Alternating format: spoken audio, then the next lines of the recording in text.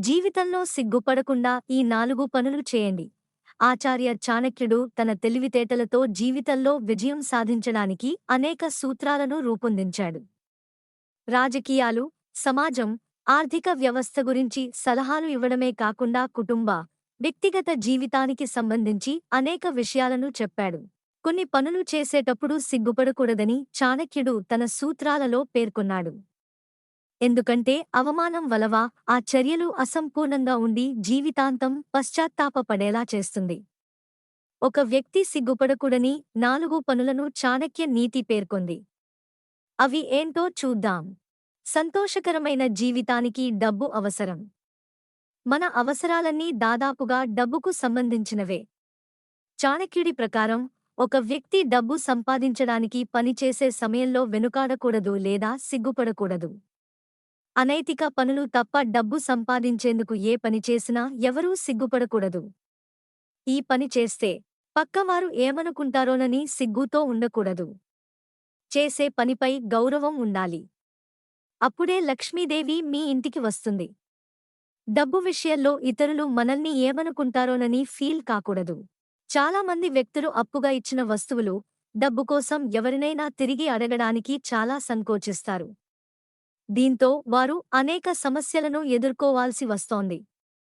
డబ్బు అప్పుగా ఇస్తే సమయానికి అడగాలని చాణక్య నీతి చెబుతోంది.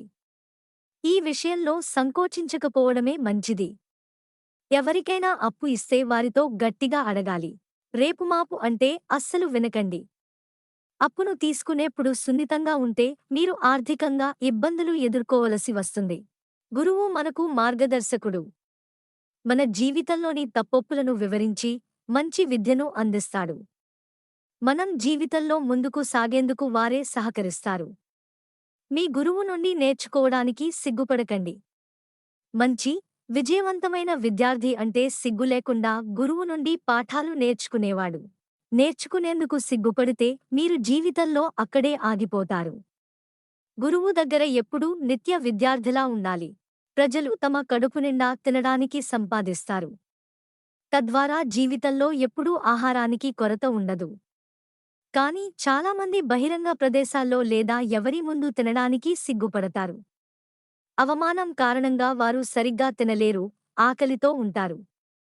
చాణక్యుడు ప్రకారం భోజనం చేసేటప్పుడు ఎప్పుడూ సిగ్గుపడకూడదు. ఆకలిగా ఉన్నప్పుడు ఆహారం తీసుకోవాలి, లేకుంటే రోజంతా ఖాళీ కడుపుతో ఉండాల్సి వస్తుంది. తిండి విషయంలో సిగ్గుపడితే మీకే నష్టం. ఆరోగ్యం కూడా పాడవుతుంది. అందుకే ఎవరు ఉన్నా సిగ్గుపడకుండా తినండి. కంటెంట్ నచ్చితే ప్లీజ్ సబ్స్క్రైబ్ మై ఛానల్.